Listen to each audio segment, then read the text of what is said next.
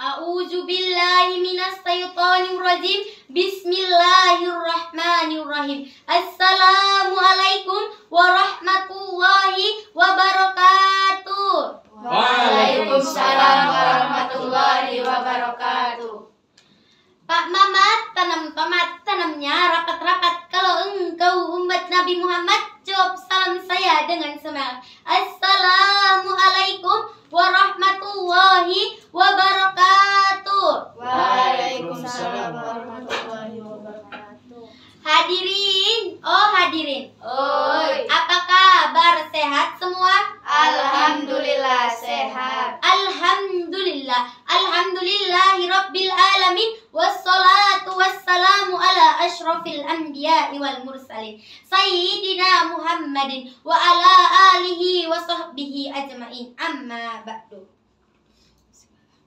Segala puji hanya milik Allahu Rabbi. Segala zat yang maha ghafur, zat yang maha syukur, yang telah memberikan kita beribu-ribu nikmat yang tak terukur. Di antaranya nikmat iman, nikmat Islam, nikmat sehat walafiat. Masih bisa kita berkumpul di tempat yang dirahmati ini, insya Allah. Tidak mungkin kita bisa hadir dengan keadaan sempat tapi tak sehat, betul tidak? Betul. Tidak mungkin kita bisa hadir dengan keadaan sehat tapi tak sempat, betul tidak? Betul. Jadi mari kita sama-sama mengucapkan syukur kepada Allah Subhanahu wa Ta'ala yang telah memberikan nikmatnya kepada kita. Selawat merangkaikan salam semoga tercurah limpahkan kepada Nabi akhirul zaman, seorang nabi yang lahirnya sampai mengguncang dunia, sampai membuat heboh para malaikat Allah. Kalau bukan karenanya, tidak Allah ciptakan alam semesta yang kita nikmati ini. Siapakah dia? Nabi Muhammad. Tidak lain dan tidak bukan, dia seorang pemuda yang gantengnya luar biasa, yang sabarnya tiada batas, yakni Nabi besar Muhammad Sallallahu Alaihi Wasallam. Mari sama-sama kita melafazkan Allahumma sholli ala Sayyidina Muhammad wa ala ali Sayyidina Muhammad. Yang terhormat Dewan Juri yang arif lagi bijaksana dan berhati baik, yang terhormat bapak-bapak, ibu-ibu yang pakai batik dan yang cantik-cantik, yang terhormat para pemuda yang selalu energik, dan yang saya sayangi para pemuda yang berpenampilan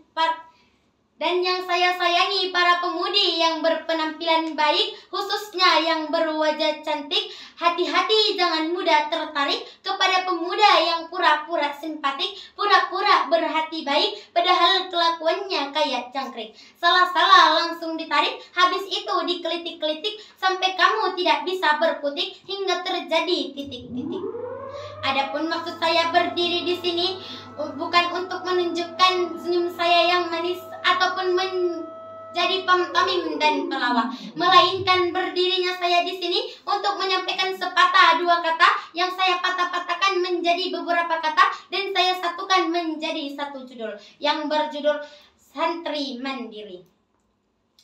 Hadirin yang dirahmati Allah, kopiah dan jilbab menjadi mahkota, itu ciri khasnya. Memakai sarung wadimor, atlas, samarinda, mangga, gajah duduk, nungging, telentang menjadi baju adat penutup auratnya.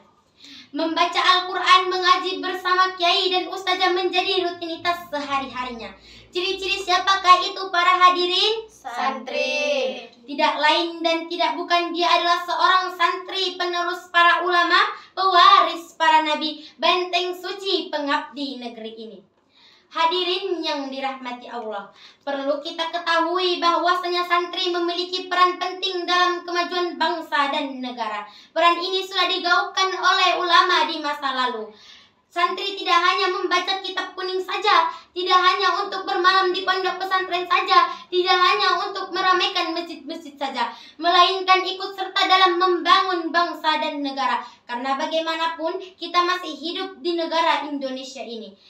Apa ada di antara kita yang hidup di negara Australia, Palestina maupun Israel? Tidak. Kalau tidak, berarti saya betul. Bagaimana para teman-teman santri ataupun santriwati masih semangat berjuang untuk bangsa dan negara, masih semangat bangun paginya, masih semangat sholat tahajudnya, masih semangat belajar kitab kuningnya, masih semangat membaca Al-Qurannya, masih semangat belajar bahasa Arabnya. Bagaimana para santri dan santriwati, masih semangat gak? Masih. Alhamdulillah kalau masih semangat. Kalau bercerita tentang santri, saya selalu teringat dengan nasihat guru-guru saya.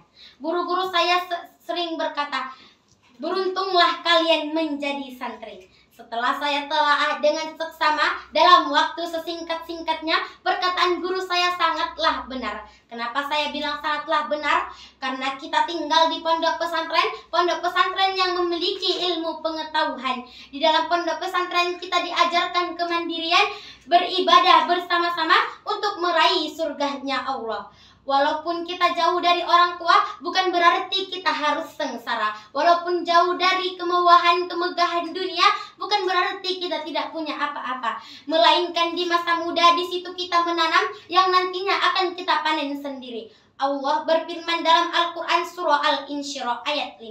Bismillahirrahmanirrahim. Fa inna ma'al usri yusra. Dengan menyebut nama Allah yang Maha Pengasih lagi Maha Penyayang. Sesungguhnya bersama kesulitan pasti ada kemudahan.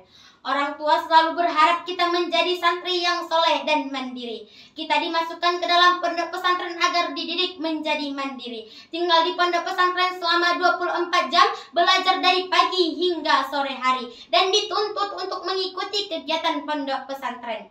Dan di dalam pesantren kita diajari hidup dengan sederhana, bertahan hidup walau sesulit apapun. Dan kita sanggup makan dengan seadanya, walau hanya makan sambal tempe, terong, ikan asin, dan nasi seadanya. Santri kemandirian, beribadah bersama-sama untuk meraih surganya Allah. Walaupun kita jauh dari orang tua, bukan berarti kita harus sengsara. Walaupun jauh dari kemewahan-kemegahan dunia, bukan berarti kita tidak punya apa-apa. Melainkan di masa muda, di situ kita menanam yang nantinya akan kita panen sendiri. Allah berfirman dalam Al-Quran surah Al-Insyirah ayat 5. Bismillahirrahmanirrahim. Fa inna ma'al usri yusra. Dengan menyebut nama Allah yang Maha Pengasih lagi Maha Penyayang. Sesungguhnya bersama kesulitan pasti ada kemudahan. Orang tua selalu berharap kita menjadi santri yang soleh dan mandiri. Kita dimasukkan ke dalam pondok pesantren agar dididik menjadi mandiri. Tinggal di pondok pesantren selama 24 jam, belajar dari pagi hingga sore hari, dan dituntut untuk mengikuti kegiatan pondok pesantren. Dan di dalam pesantren kita diajari hidup dengan sederhana, bertahan hidup walau sesulit apapun.